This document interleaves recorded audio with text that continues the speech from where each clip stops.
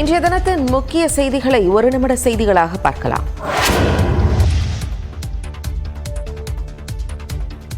Chennai YMCA மைதானத்தில் திமுக பவள விழா மற்றும் முப்பெரும் விழா இன்று கொண்டாடப்படுகிறது. திமுக சார்பில் ஆண்டுதோறும் அண்ணா பிறந்த நாள், திமுக உருவான நாள், பெரியார் பிறந்த நாள் ஆகிய மூன்றையும் இணைத்து முப்பெரும் விழா கொண்டாடப்பட்டு வருகிறது. அந்த வகையில் முப்பெரும் விழாவோடு இந்த ஆண்டு திமுக தொடங்கி 75 ஆண்டுகள் ஆனதையொட்டி பவள விழாவாக கொண்டாடப்படுகிறது. திராவிடர் கழகத்தில் இருந்து விலகிய அண்ணா 1949ஆம் ஆண்டு இதே நாளில் திராவிட முன்னேற்றக் கழகம் என்ற கட்சியை தொடங்கினார்.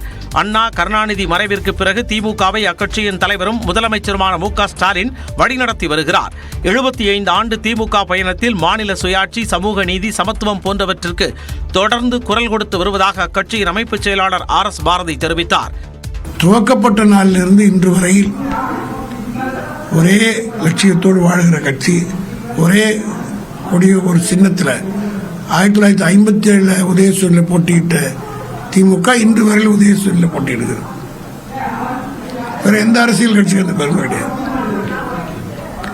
ஆக பவள விழா காணுகிற திமுகவுக்கு இது போன்ற பல பெருமைகள், சரித்திரம் புகழ் வாய்ந்த நிகழ்வுகள்லாம் இருக்கிறது.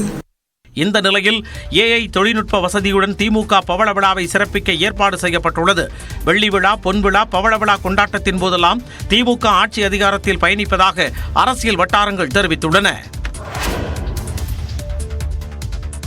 திமுக பவள விழாவில் AI தொழில்நுட்பம் மூலம் மறைந்த கருணாநிதி முதலமைச்சர் மு.க. ஸ்டாலினை வாழ்த்தி சிறப்புரையாற்ற இருப்பதாக அமைச்சர் மா. சுப்பிரமணியன் தெரிவித்துள்ளார். சென்னை நந்தனத்தில் விழா ஏற்பாட்டிற்கான இறுதிக்கட்ட பணிகளை அமைச்சர் ஆய்வு செய்தார். கோட்டை முகப்பு, பந்தல், விழா மேடை, இருக்கைகள், பிரம்மாண்ட திரைகள், வாகன வசதி உள்ளிட்டவற்றை பார்வையிட்டார். பின்னர் செய்தியாளர்களிடம் பேசிய அமைச்சர் மா. சுப்பிரமணியன் திமுக பவள விழாவில் 1 லட்சம்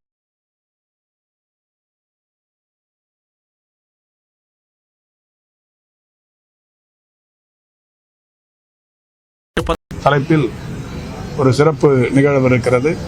நம்முடைய முத்துவேல் கருணாநிதி ஸ்டாலின் அவர்களை தகவல் தொழில்நுட்ப வளர்ச்சியில் அதீத பங்கு என்கின்ற வகையில் முத்தமிழறிஞர் கலைஞர் அவர்கள் வாழ்த்தி உரையாற்றவிருக்கிறார். இப்படிப்பட்ட ஒரு பல்வேறு சிறப்புகள் இந்த பவள விழாவில் நிகழ்த்தப்படவிருக்கிறது. முரசொலி பவள விழா, முதலமைச்சர் மு.க. ஸ்டாலினின் 70வது பிறந்தநாள் விழா, மகளிருக்கான உரிமை மாநாடு ஆகியவை YMCA மைதானத்தில்தான் சிறப்பாக நடைபெற்றதாகவும் அமைச்சர் மா. சுப்பிரமணியன் கூறினார். தமிழ்நாட்டில் கோயில்களை பக்தர்கள் நிர்வகிக்க வேண்டும் என மத்திய நிதியமைச்சர் நிர்மலா சீதாராமன் தெரிவித்துள்ளார். நிதி நிலைமையை பொறுத்தே மாநில அரசுகள் இலவசங்களை அறிவிக்க வேண்டும் என மத்திய நிதியமைச்சர் நிர்மலா சீதாராமன் அறிவுரை வழங்கியுள்ளார். நெட்வொர்க் 18 குழும ஆசிரியர் ராகுல் ஜோஷி உடனான கலந்துரையாடலில் மத்திய நிதியமைச்சர் நிர்மலா சீதாராமன் பல்வேறு தகவல்களை பகிர்ந்து கொண்டார். அதில் நிறைவேற்ற முடியாத திட்டங்களை அறிவித்துவிட்டு கர்நாடக அரசு திண்டாடுவதாக குறிப்பிட்டார். What that budget is capable of taking up? Will that state be in a position to undertake its developmental activities plus all the freebies and get it funded through the budget in the assembly, get it clear in the assembly or in the parliament, and then announce schemes? Classic example is of Karnataka and Himachal Pradesh. நிதித்துறையில் துணிச்சலான சீர்திருத்த நடவடிக்கைகளை மத்திய அரசு மேற்கொள்ளும் எனவும் நிர்மலா சீதாராமன் குறிப்பிட்டார். தமிழ்நாட்டில் கோவில்களை பக்தர்கள் நிர்வகிக்க வேண்டும் என மத்திய நிதியமைச்சர் நிர்மலா சீதாராமன் தெரிவித்துள்ளார். நெட்வொர்க் 18 குழும ஆசிரியர் ராகுல் ஜோஷியுடனான கலந்துரையாடல் நிகழ்ச்சியில் பேசிய நிர்மலா சீதாராமன் இதனை தெரிவித்தார். Wherever temples are with the government, it should ideally be left to the devotees and the devotees. It should be managed by well-wishers, devotees in the place rather than be kept in the government's control. தமிழ்நாட்டில் சட்டப்பேரவை தேர்தல் குறித்து பாஜக தலைமை முடிவெடுக்கும் என்றும் நிர்மலா சீதாராமன் கூறினார். The state election, it will be the central party which will take a call on how, what should be at all on the alliance matter. மக்களவை எதிர்க்கட்சித் தலைவர் ராகுல் காந்தி உண்மைக்கு புறம்பான தகவல்களை வெளிநாட்டில் பேசி வருவதாகவும் நிர்மலா சீதாராமன் சாடினார். தமிழ்நாட்டிற்கு வரும் தொழில் முதலீடுகள் குறித்து எதிர்க்கட்சிகள் கீழ்த்தரமான அரசியலை செய்யக்கூடாது என தொழில்துறை அமைச்சர் TRB ராஜா கூறியுள்ளார். நியூஸ் 18 தமிழ்நாடுக்கு பேட்டியளித்த அவர் இவ்வாறு தெரிவித்தார். எதிர்க்கட்சிகள் எல்லாம் தொழில் முதலீட்டை பொறுத்தவரை இதிலும் கீழ்த்தரமான அரசியலை செய்யக்கூடாது. முதலீடுகள் வரும்பொழுது வேலைவாய்ப்பு வருவது வெறும் திமுக காரங்களுக்கு மட்டும் தான் வேலைவாய்ப்பு அப்படின்ற மாதிரிலாம் கிடையாது. வெறும் இந்த பகுதி மக்கள் மட்டும் தான், ஒட்டுமொத்த தமிழகத்துக்கும் அனைத்து தரப்பு மக்களுக்குமான வேலைவாய்ப்பை உருவாக்கும் இந்த வேலையில் மாண்புமிகு திராவிட நாயகன் அவர்கள் இன்று இறங்கியிருக்கிறார். தமிழ்நாட்டில் தொழில் முதலீடுகள் அதிகரிப்பதற்கு முதலமைச்சரின் அணுகுமுறையே முக்கிய காரணம் எனவும் TRB ராஜா தெரிவித்தார். மற்றவர்கள் போறதுக்கும் நம்ம முதலமைச்சர் போறதுக்கும் ஒரு பெரிய வித்தியாசம் இருக்கு. அவங்க வந்து பேசும்பொழுது ஒரு டீப் டிஸ்கஷன் தான் இருக்கு. இப்ப நம்ம போன பெரிய நிறுவனங்கள் எல்லாருமே அவங்க முதலமைச்சரை வரவேற்ற விதம், இப்போ இன்ஃபேக்ட் மைக்ரோசாஃப்ட்லாம் பாத்தீங்கன்னா தமிழ்ல பாட்டு போட்டு ரெட் கார்பெட் ரோல் அவுட் பண்ணாங்க. லிட்டரலா ரெட் கார்பெட் ரோல் அவுட் பண்ணாங்க. தமிழ்நாட்டிற்கு அதிக அளவில் அமெரிக்க முதலீடுகள் கிடைத்திருப்பதாகவும் அமைச்சர் TRB ராஜா குறிப்பிட்டார். தனது தலைமையை ஏற்பவர்கள் கூட்டணிக்கு வரலாம் என்று நாம் தமிழர் ஒருங்கிணைப்பாளர் சீமான் அழைப்பு விடுத்துள்ளார். நான் வந்து இவரோட போறேன், அவரோட போறேன், என்னை சின்னமனூர்ல கேட்டாங்க, என்னை மதுரையில கேட்டாங்க, என்னை மயிலாடுதுறையில கேட்டாங்கன்னு நான் கோவை சரளம்மா பேசுவாங்கல்ல, அப்படி பேசிட்டு தயாரா இல்லை. என்னோட சேர்ந்தா நாடு மொத்தமும் நல்லா இருக்குன்னு நினைச்சா நீங்க வாங்க, அது யாரா இருந்தாலும், இல்லைன்னா விடுங்க. விஜயன் தமிழக வெற்றி கழகத்துடன் நாம் தமிழர் கட்சி கூட்டணி வைக்குமா என்ற கேள்விக்கு சீமான் அளித்த விளக்கம்தான் இது. காரைக்குடியில் செய்தியாளர்களிடம் பேசியவர் 2026 தேர்தலில் நாம் தமிழர் கட்சி தனித்து போட்டியிடும் என்று கூறினார். இதேபோன்று திமுக தனித்து தேர்தலில் நின்று ஆட்சி அமைக்குமா என்றும் சீமான் வினவினார். தனிப்பெரும்பான்மையோட ஆட்சி அமைக்கிற ஒரு கட்சி வந்து கூட்டணி ஆட்சியில் எப்படி சார் பங்கு கொடுக்கும்? அப்ப திருமாவளவனுடைய கோரிக்கை வந்து நியாயமற்றதுன்னு நீங்க நினைக்கிறீங்களா? தனிப்பெரும்பான்மையோட தனிச்சு நின்று திமுக ஆட்சி அமைக்குமா?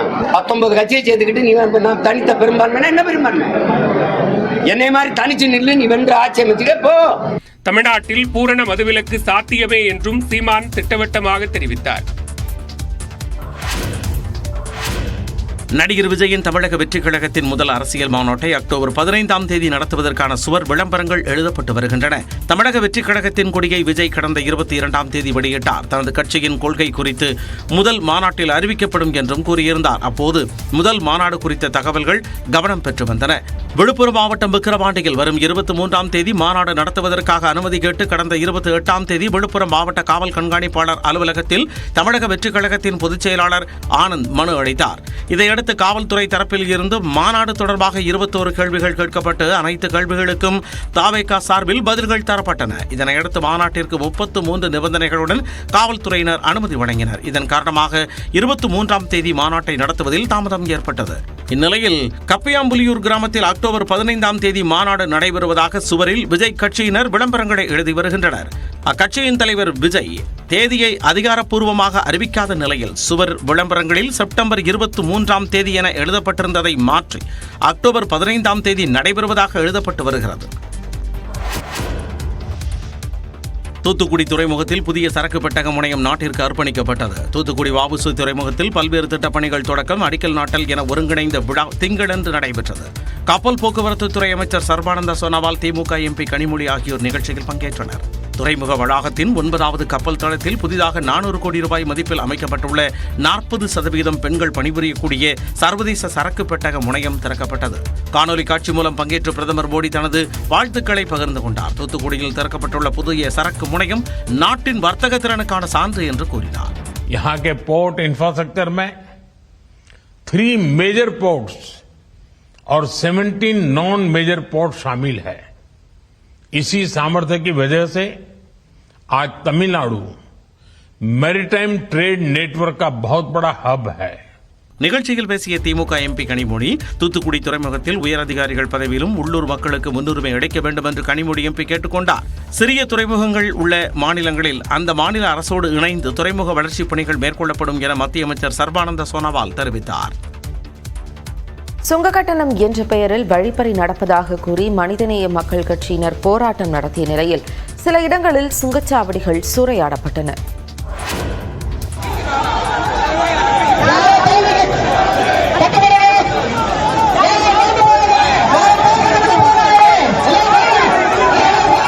சுங்க கட்டண உயர்வை கண்டித்து விக்கிரவாண்டி சுங்கச்சாவடியை முற்றுகையிட்டு மனிதநேய மக்கள் கட்சியினர் போராட்டம் நடத்திய போது காவல்துறையினருடன் தள்ளுமுள்ளு ஏற்பட்ட காட்சிகளே இவை.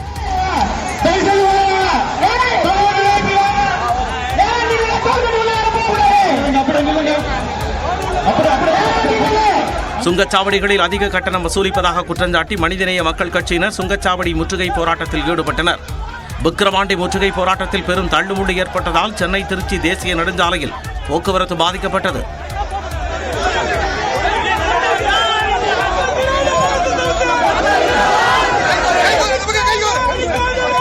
செங்கல்பட்டு சுங்கச்சாவடியில் நடைபெற்ற போராட்டத்தில் அக்கட்சியின் தலைவர் ஜவாஹிருல்லா கலந்து கொண்டு முழக்கங்களை எழுப்பினார்.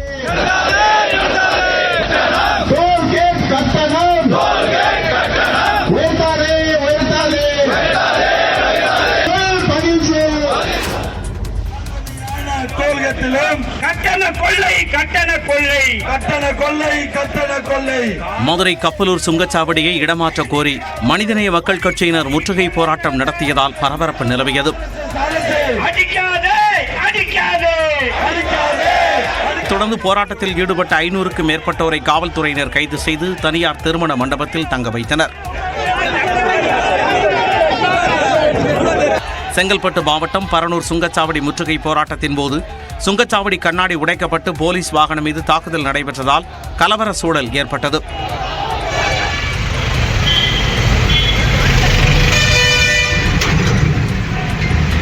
இதனால் சுங்கவரி செலுத்தாமல் இலவசமாக அனைத்து வாகனங்களும் பயணித்தன.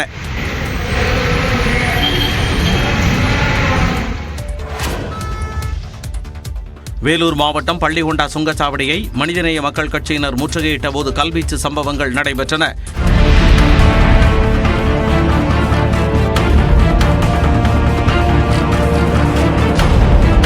இதனால் அங்கு பெரும் தள்ளுமுள்ளு நிலவியது.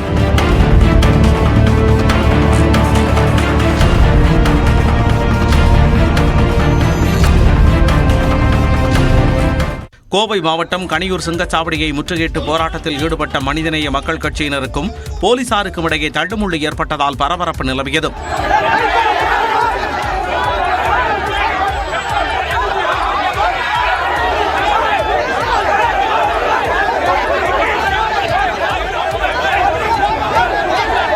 இதனைத் தொடர்ந்து போராட்டத்தில் ஈடுபட்ட மனிதநேய மக்கள் கட்சியினரை காவல்துறையினர் அப்புறப்படுத்தி தமிழ்நாட்டில் வெப்பநிலை அதிகரித்து காணப்படும் என்று வானிலை ஆய்வு மையம் கணித்துள்ளது. தமிழ்நாட்டில் 2 நாட்களுக்கு இயல்பை விட 4 டிகிரி செல்சியஸ் வெப்பநிலை அதிகரிக்கக்கூடும் என்று வானிலை ஆய்வு மையம் தெரிவித்துள்ளது. மேற்கு திசை காற்றின் வேக மாறுபாடு காரணமாக அடுத்த 7 நாட்களுக்கு தமிழ்நாட்டில் ஓரிரு இடங்களிலும் புதுவை மற்றும் காரைக்காலிலும் மிதமான மழை பெய்ய வாய்ப்புள்ளதாக வானிலை ஆய்வு மையம் கூறியுள்ளது. தமிழ்நாட்டில் அடுத்த 2 நாட்களுக்கு அதிகபட்ச வெப்பநிலை 4 டிகிரி செல்சியஸ் இயல்பை விட அதிகரிக்கும் என்றும் அதிக வெப்பநிலை மற்றும் அதிக ஈரப்பதம் இருக்கும்போது அசௌகரியம் ஏற்படலாம் என்றும் தெரிவித்துள்ளது. சென்னையில் 2 நாட்களுக்கு ஒரு சில பகுதிகளில் மிதமான மழை பெய்ய வாய்ப்புள்ளதாகவும் வானிலை ஆய்வு மையம் கூறியுள்ளது. தமிழ்நாட்டில் அடுத்த 2 நாட்களுக்கு ஒரு சில மாவட்டங்களில் இயல்பை விட 5 டிகிரி செல்சியஸ் வரை அதிக வெப்பநிலை பதிவாகலாம் என தனியார் வானிலை ஆய்வாளர் ஸ்ரீகாந்த் தெரிவித்துள்ளார். அடுத்து ஒரு 3-4 நாட்களுக்கு இந்த நிலை நீடிக்கும். இன்று திங்கள் செவ்வாய் புதன் இந்த 3 நாட்கள் ஓரளவுக்கு வெயிலின் தாக்கம் சற்று அதிகமாகவே இருக்கும். அதுக்கப்புறம் படிப்படியாக கொஞ்சம் குறையும். அக்டோபர் 3வது வாரத்தில் வடகிழக்கு பருவமழை தொடங்க வாய்ப்புள்ளதாகவும் ஸ்ரீகாந்த் தெரிவித்தார். தமிழ்நாட்டில் 13 இடங்களில் நேற்று 100 டிகிரி ஃபாரன்ஹீட்டை தாண்டி வெப்பம் பதிவானது. இது தொடர்பாக வானிலை ஆய்வு மையம் வெளியிட்டுள்ள அறிக்கையில், செப்டம்பர் 16ஆம் தேதி சென்னை உட்பட தமிழ்நாட்டின் 13 இடங்களில் 100 டிகிரி ஃபாரன்ஹீட்டை தாண்டி வெப்பம் பதிவானது. அதிகபட்சமாக மதுரை விமான நிலையத்தில் 104.54 டிகிரி ஃபாரன்ஹீட் வெப்பமும், நாகை, தஞ்சை, ஈரோடு ஆகிய பகுதிகளில் தலா 102 டிகிரி ஃபாரன்ஹீட்டும் பதிவானது. சென்னையில் 101 டிகிரி ஃபாரன்ஹீட் வெப்பமும் பதிவானது. தமிழ்நாட்டின் குளிர் பிரதேசங்களான வால்பாறையில் 80 டிகிரி ஃபாரன்ஹீட், குன்னூரில் 75 டிகிரி ஃபாரன்ஹீட், கொடைக்கானலில் 73 டிகிரி ஃபாரன்ஹீட், உதகையில் 67 டிகிரி ஃபாரன்ஹீட் வெப்பமும் பதிவானது. பாடகர் மனோ மகன்கள் அடிதடி விவகாரத்தில் பரபரப்பு சிசிடிவி காட்சி வெளியாகியுள்ளது.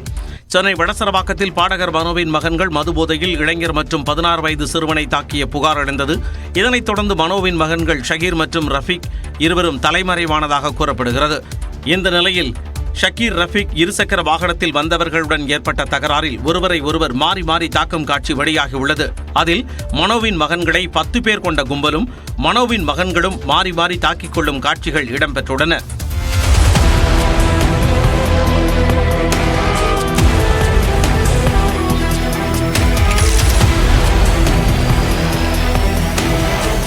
இந்த அடிதடி விவகாரத்தில் மனோவின் வீட்டு பணியாளர்கள் 2 கைதானார்கள். மதுபோதையில் தாக்கியதாக வழக்கு பதியப்பட்ட நிலையில் மனோவின் மகன்கள் ஷக்கீர், ரஃபீக் தலைமறைவாக உள்ளனர். தாக்குதல் சம்பவம் தொடர்பான உண்மை வெளிவந்து விட்டதால் தலைமறைவாக உள்ள தனது மகன்கள் வெளியே வர வேண்டும் என்று பாடகர் மனோவின் மனைவி உருக்கமாக அழைப்பு விடுத்துள்ளார். இது தொடர்பாக செய்தியாளர்களிடம் பேசிய அவர், இந்த நிகழ்வால் தானும் தனது கணவர் மனோவும் மிகுந்த மன உளைச்சலுக்கு ஆளாகி இருப்பதாக கவலை கூறினார். என் வீட்டில் வேலை செய்கிற பசங்களை வந்துட்டு ஃப்ரெண்ட்ஸ்ன்னு சொல்லிட்டு கூப்பிட்டு போட்டு ஜெயிலில் போட்டாங்க. என் 2 பசங்க எங்கே இருக்காங்கன்னு உண்மையே தெரிய மாட்டேது. அவங்க ரொம்ப மன வளர்ச்சியில் இருக்காங்க. அவங்க என் கண்ணு முன்னாடி வரலன்னா என்னால் தாங்க முடியாது. எங்களுக்கு நியாயம் பண்ணுங்க.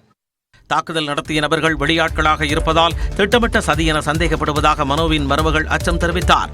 மாறி மாறி எல்லாருக்குமே அந்த இடத்துல கல் எங்க இருக்கு ஏது இருக்குன்னு ஒண்ணுமே அவங்க வந்துட்டு எப்படிதான் எடுத்து அடிச்சாங்கன்னே தெரியலங்க. அதுவும் இந்த ஏரியா பசங்க கூட கிடையாது. அவங்க எல்லாம் வேற ஏரியா பசங்க. அவங்களுக்கு இந்த இடத்துல கல் எல்லாம் எப்படி இருக்கேன்னு தெரியல சார். இதெல்லாம் நோக்கத்தோட பண்ண மாதிரி தான் எங்களுக்கு தோணுது. மகன்களை தாக்கியவர்கள் தன்னையும் தாக்கியதாக ஜமீலா குற்றம் சாட்டியுள்ள நிலையில் இது தொடர்பாக தங்கள் தரப்பில் புகார் அளிக்க உள்ளதாகவும் கூறினார். உத்தராகண்டில் நிலச்சரிவால் சிக்கிய தமிழர்கள் சென்னை திரும்ப உள்ளனர். சிதம்பரத்தில் இருந்து சுற்றுலா சென்ற நிலையில் உத்தராகண்டின் நிலச்சரிவால் சிக்கியவர்களில் 10 பேர் தங்களது சொந்த செலவில் விமானம் மூலம் இன்று சென்னை வந்தடைந்தனர். கடலூர் மாவட்டம் சிதம்பரத்தில் இருந்து கடந்த 1ஆம் தேதி 30 பேர் அடங்கிய பக்தர்கள் குழு உத்தராகண்ட் மாநிலத்தின் ஆதி கைலாஷ் பகுதிக்கு ரயிலில் யாத்திரை சென்றுள்ளனர். ஆதி கைலாஷ் பகுதிக்கு சென்று சாமி தரிசனம் செய்துவிட்டு திரும்பும் பொழுது தாவக்கட் என்ற பகுதியில் நிலச்சரிவு ஏற்பட்டது. இதில் சாலைகள் துண்டிக்கப்பட்டு அங்கிருந்து தங்களது சொந்த ஊர்களுக்கு திரும்ப முடியாமல் அனைவரும் சிக்கி தவித்தனர். இது தொடர்பாக தகவல் அறிந்த தமிழ்நாடு அரசு உரிய நடவடிக்கை மேற்கொண்டு ஹெலிகாப்டர் மூலம் அவர்களை காப்பாற்றி டார்ஜுலா பகுதிக்கு அழைத்து வந்தது. பின்பு அனைவருக்கும் மருத்துவ பரிசோதனை செய்யப்பட்டது. இதனைத் தொடர்ந்து அரசு செலவில் ரயிலில் 20 பேர் சென்னைக்கு வரவுள்ளனர். மேலும் 10 பேர் தங்களது சொந்த செலவில் விமானம் மூலம் இன்று வந்தடைகின்றனர். ரயிலில் வருபவர்கள் நாளை சென்னை தாம்பரம் வந்தடைகின்றனர். அவர்களுக்கு அங்கு அரசு சார்பில் வரவேற்பு அளிக்கப்பட்டு வாகனம் மூலம் சிதம்பரம் அனுப்பி வைக்க ஏற்பாடுகள் செய்யப்பட்டுள்ளது. பௌர்ணமியை முன்னிட்டு திருவண்ணாமலைக்கு தமிழ்நாடு அரசு போக்குவரத்து கழகம் மூலம் சிறப்பு பேருந்துகள் இயக்கப்படும் என அரசு விரைவு போக்குவரத்து கழகம் மேலாண் இயக்குநர் தெரிவித்துள்ளார். இது தொடர்பாக வெளியிடப்பட்டுள்ள அறிவிப்பில் சென்னை கிளாம்பாக்கத்திலிருந்து 300 பேருந்துகளும், கோயம்பேட்டிலிருந்து 15 பேருந்துகளும், மாதாவரத்திலிருந்து தினசரி இயக்கக்கூடிய பேருந்துகளுடன் 30 பேருந்துகளும் கூடுதலாக இயக்கப்படும் என தெரிவிக்கப்பட்டுள்ளது. மேலும் பல்வேறு இடங்களிலிருந்து திருவண்ணாமலைக்கு 17ஆம் தேதியன்று 175 பேருந்துகள் தினசரி இயக்கக்கூடிய பேருந்துகளுடன் கூடுதலாக இயக்கப்படும் எனவும், பயணிகள் கூட்ட நெரிசலை தவிர்க்கும் பொருட்டு தங்களது பயணத்திற்கு TNSTC இணையம் மற்றும் மொபைல் செயலி மூலம் முன்பதிவு செய்து கொள்ளலாம் எனவும் தெரிவிக்கப்பட்டுள்ளது. டெல்லி முதலமைச்சர் அரவிந்த் கெஜ்ரிவால் துணைநிலை ஆளுநரிடம் இன்று தனது ராஜினாமா கடிதத்தை வழங்கவுள்ளார். மதுபான கொள்கை ஊழல் வழக்கில் அமலாக்கத்துறையாலும் பின்னர் CBI-யாலும் கைது செய்யப்பட்ட முதலமைச்சர் கெஜ்ரிவாலுக்கு உச்சநீதிமன்றம் ஜாமீன் வழங்கியதைத் தொடர்ந்து கிட்டத்தட்ட 6 மாத சிறைவாசத்திற்கு பிறகு விடுதலையானார். முதலமைச்சர் அலுவலகத்திற்கு செல்லக்கூடாது, ஆவணங்களில் கையெழுத்து போடக்கூடாது என்பன உள்ளிட்ட பல நிபந்தனைகளை உச்சநீதிமன்றம் விதித்ததால் முதலமைச்சர் பதவியை ராஜினாமா செய்ய இருப்பதாக கெஜ்ரிவால் அதிரடியாக அறிவித்தார். இந்நிலையில் நேற்று அரவிந்த் கெஜ்ரிவால் இல்லத்தில் ஆம் ஆத்மி கட்சியின் முக்கிய தலைவர்கள் ஆலோசனையில் ஈடுபட்டனர். மணீஷ் சிசோடியா, கைலாஷ் கெலாட், அதிஷி, துணை சபாநாயகர் ராக்கி பிர்லா மற்றும் சில MLA-க்கள் கலந்து கொண்டு அடுத்த கட்ட நடவடிக்கைகளின் சாத்தியக்கூறுகள் குறித்து விவாதித்தனர். இதையடுத்து இன்று மாலை 4 மணி அளவில் கெஜ்ரிவால் துணைநிலை ஆளுநர் VK சக்சேனாவை சந்தித்து தனது ராஜினாமா கடிதத்தை வழங்க முடிவு செய்யப்பட்டது. இதனிடையே முதலமைச்சர் கெஜ்ரிவால் இல்லத்தில் இன்று காலை 11 மணி அளவில் ஆம் ஆத்மி கட்சி MLA-க்கள் கூட்டம் நடைபெறவுள்ளது. இதில் புதிய முதலமைச்சர் தேர்வு செய்யப்பட உள்ளார். அமைச்சர்கள் அதிஷி, கோபால் ராய் அல்லது கெஜ்ரிவாலின் மனைவி சுனிதா ஆகியோரில் ஒருவருக்கு அடுத்த முதலமைச்சராகும் வாய்ப்புள்ளதாக கருதப்படுகிறது. மேற்கு வங்கத்தில் முதலமைச்சர் மம்தா பானர்ஜியை இளநிலை மருத்துவர்கள் சந்தித்து பேசிய நிலையில் கொல்கத்தா காவல் ஆணையர் உள்ளிட்டோரை இடமாற்றம் செய்வதாக மம்தா பானர்ஜி உறுதியளித்துள்ளார். கொல்கத்தாவில் உள்ள ஆர்ஜிகர் அரசு மருத்துவக் கல்லூரி மருத்துவமனையில் பெண் பயிற்சி மருத்துவரை கடந்த மாதம் 9ஆம் தேதி வன்கொடுமை செய்து கொல்லப்பட்ட சம்பவம் நாட்டையே உலுக்கியது. இந்த சம்பவத்தை கண்டித்து நாடு முழுவதும் போராட்டம் வெடித்தது. இந்த வழக்கில் நீதி வேண்டி அம்மாநில பயிற்சி மருத்துவர்கள், மாணவர்கள் கடந்த 1 மாதத்திற்கும் மேலாக போராட்டம் நடத்தி வருகின்றனர். இந்த நிலையில் இளநிலை மருத்துவர்களை முதல்வர் மம்தா மம்தா பானர்ஜி நேரில் அழைத்து பேச்சுவார்த்தை நடத்தினார். பின்னர் செய்தியாளர்களை சந்தித்த மம்தா பானர்ஜி பயிற்சி மருத்துவர்களின் 4 கோரிக்கைகளில் 3 கோரிக்கைகளை ஏற்றுக்கொண்டதாக கூறினார். அதன்படி கொல்கத்தா காவல் ஆணையர் வினித் கோயல், கொல்கத்தா வடக்கு துணை ஆணையர் அபிஷேக் குப்தா, மருத்துவக் கல்வி இயக்குநர் டெபாசிஸ் ஹல்தார் மற்றும் சுகாதார பணிகள் இயக்குநர் கௌஸ்தாவ் நாயக் ஆகியோர் பணியிடமாற்றம் செய்ய உள்ளதாக அறிவித்தார். போராட்டத்தில் ஈடுபட்டவர்கள் மீது எந்தவித நடவடிக்கையும் எடுக்கப்படாது என உறுதியளித்த மம்தா பானர்ஜி மருத்துவர்கள் பணிக்கு திரும்புமாறு கேட்டுக் கொண்டார். குஜராத்தில் வந்தே மெட்ரோ சேவை தொடங்கியுள்ளது. குஜராத்தில் பிரதமர் மோடி தொடங்கி வைத்த வந்தே மெட்ரோ ரயிலின் பெயர் நமோ பாரத் ரேபிட் ரயில் என மாற்றப்பட்டுள்ளது. குஜராத்தின் அகமதாபாத்தில் இருந்து கட்ச் மாவட்டத்தில் உள்ள புஜ் என்ற இடத்திற்கு வந்தே மெட்ரோ ரயில் இயக்க ரயில்வே நிர்வாகம் முடிவு செய்தது. 360 கிலோமீட்டர் பயணிக்கும் இந்த ரயில் சேவையை பிரதமர் நரேந்திர மோடி கொடியசைத்து தொடங்கி வைத்தார்.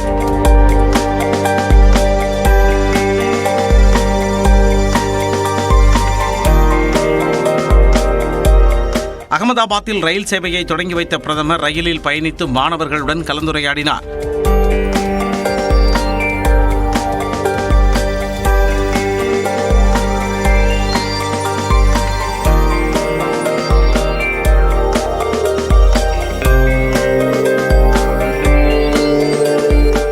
நமோ பாரத் ரேபிட் ரயிலில் 1150 பயணிகள் அமர்ந்தும் 2058 பயணிகள் நின்று கொண்டும் பயணிக்க முடியும்.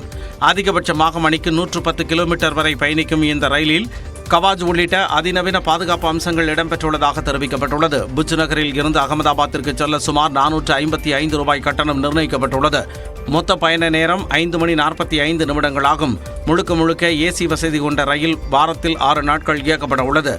நமோ பாரத் ரேபிட் ரயிலில் சீசன் டிக்கெட் வசதியும் இருக்கிறது.